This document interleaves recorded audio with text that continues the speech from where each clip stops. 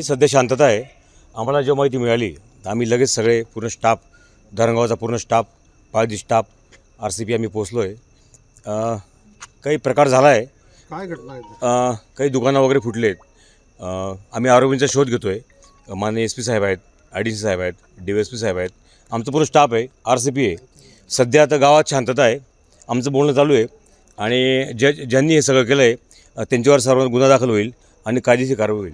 कशामुळे घडलेलं आहे सर? काय कारण आहे? त्या संदर्भाने तपास चालू आहे. आम्ही सध्या जरा शांतता करतोय. आता या गावात पूर्ण शांतता झालेली आहे. प्राथमिक अंदाज काय घडलेलं आहे सर? काय कशामुळे एवढं दगड किंवा काय घडलेलं आहे?